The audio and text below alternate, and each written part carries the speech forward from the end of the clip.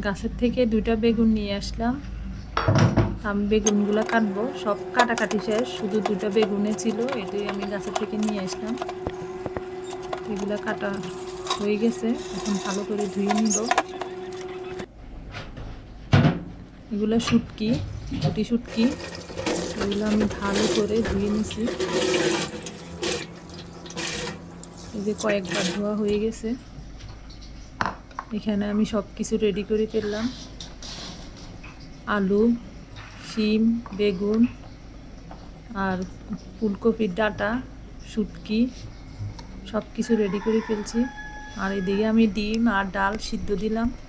ডাল দিয়ে শুটকিতে দিব আর ডিম আলু দিয়ে রান্না করব। সব রেডি করার পরে আমি আমার বিছানাটা গোছাই ফেললাম সুন্দর করে। সব কিছু ঠিকঠাক করলাম।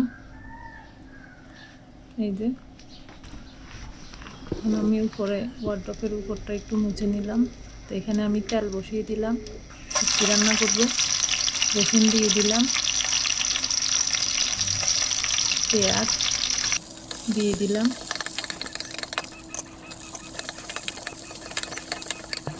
এগুলো একটু লাল লাল হয়ে গেলে এখন আমি আদা রসুন বাটা দিয়ে দিব।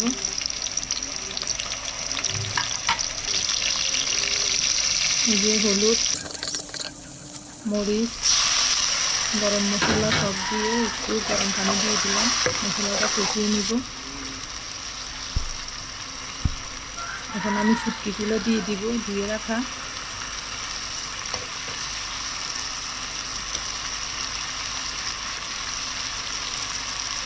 শুটকিগুলো দেওয়ার পরে এখন আমি আর একটু কষিয়ে নিব।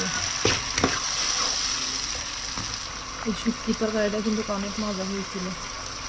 এই যে এখানে আমি কপির ডাঁটা, আলু, বেগুন সব একসাথে, এই তরকারিটা শীতকালে খেতে কিন্তু অনেক মজা।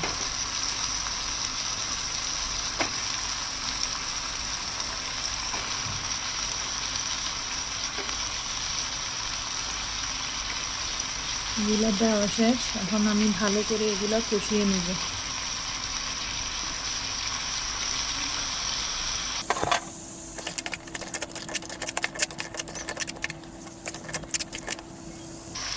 কষানো শেষ, এখন আমি সিদ্ধ করা ডালগুলো দিয়ে দিলাম, আবারও ভালো করে কষিয়ে নিব। এই যে গরম পানির ঝোল দিয়ে দিলাম, একটু নেড়ে দিলাম। এই যে আমার রান্না শেষ।